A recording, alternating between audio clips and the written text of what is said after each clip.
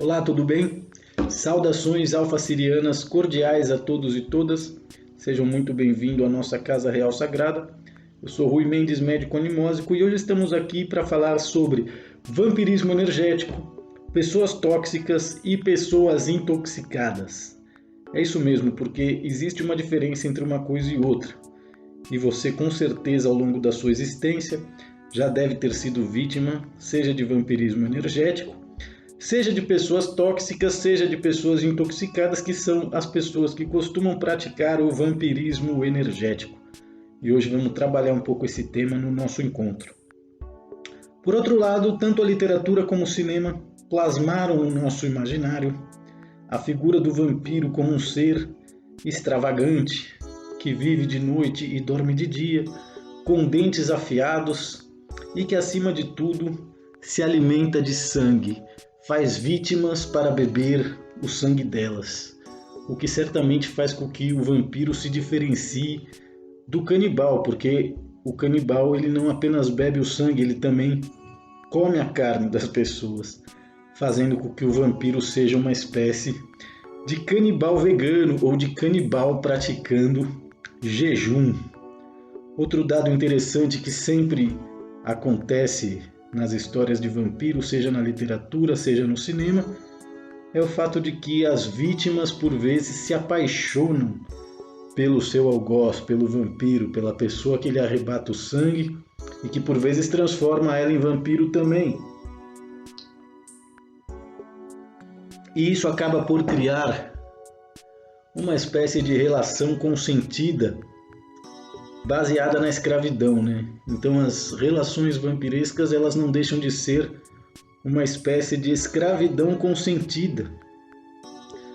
E claro, falando do arquétipo do vampiro, muito além da literatura e do cinema, é importante nós repararmos como essa escravidão consentida que a vítima do vampiro passa a ter com o seu agressor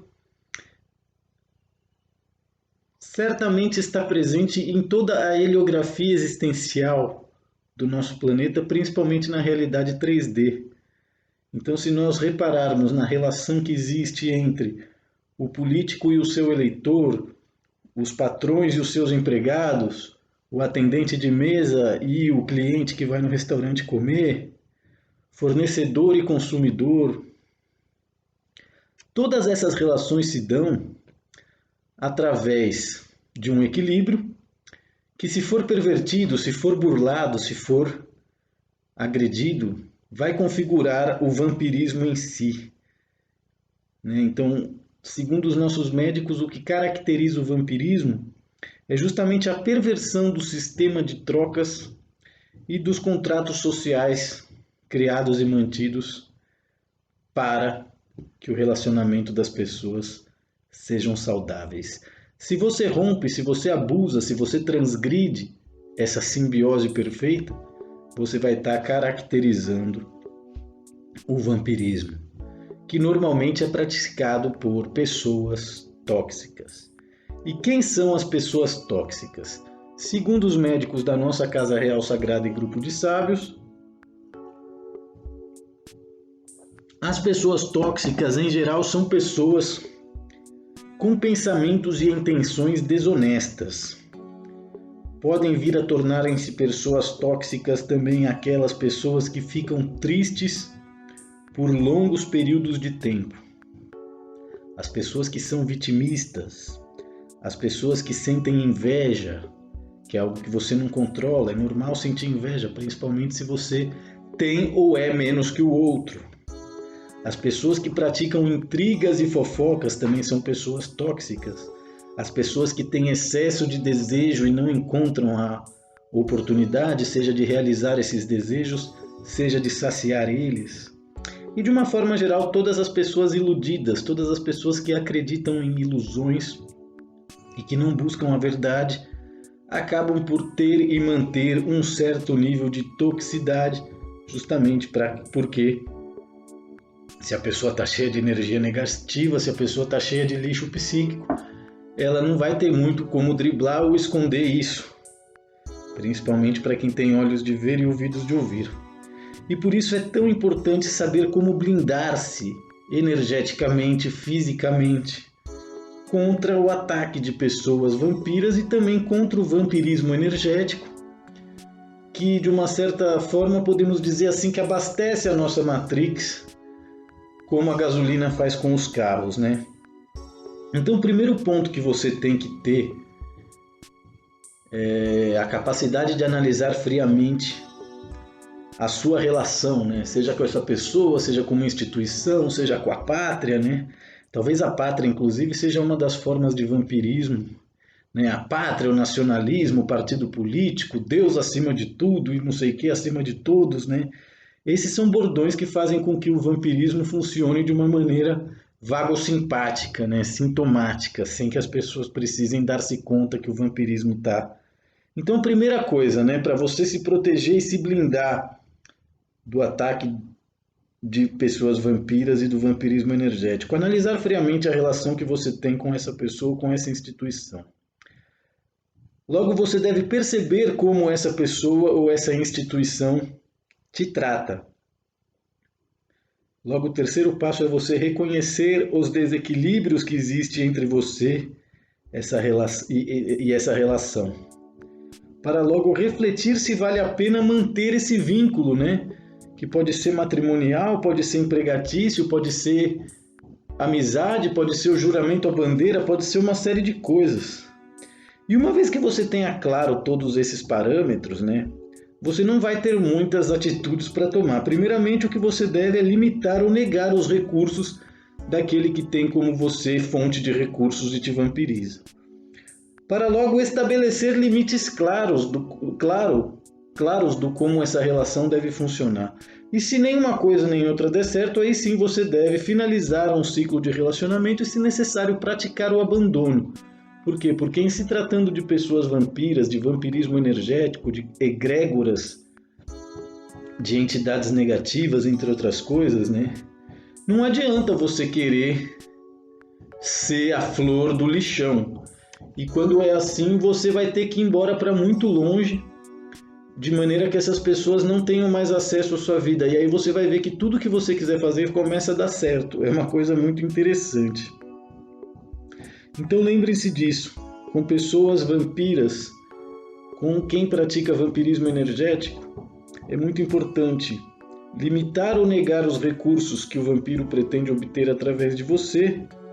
É muito importante estabelecer limites e, se nada disso der certo, é importante abandonar.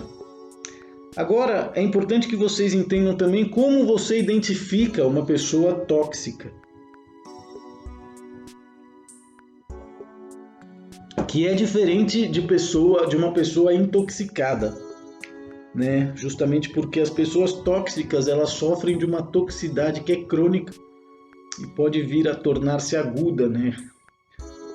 Então a pessoa tóxica, ela, graças a essa toxicidade crônica, que só aumenta, jamais diminui, ela tem uma postura permanentemente defensiva diante da realidade. Diferente das pessoas intoxicadas que sofrem de uma toxicidade súbita, né? A pessoa tem um surto, ela tem uma crise, ela tem uma reação. E normalmente essas pessoas colecionam justificativas e desculpas para explicar essa forma reativa, essa forma intempestiva que ela tem de ser. Então existe uma diferença sim entre pessoas tóxicas e pessoas intoxicadas. E a forma como você vai se relacionar com cada uma delas muda também, justamente porque as pessoas tóxicas, você trabalha através de proteção, né? Você se protege dela para que a toxicidade dela não te atinja. Quando a toxicidade dela te atinge, mesmo assim, você trabalha censurando ela, chamando a atenção dela, e se nenhuma dessas duas coisas der certo, você simplesmente abandona, corta, fecha as portas e impede completamente o acesso dessa pessoa à sua vida, à sua casa, à sua realidade.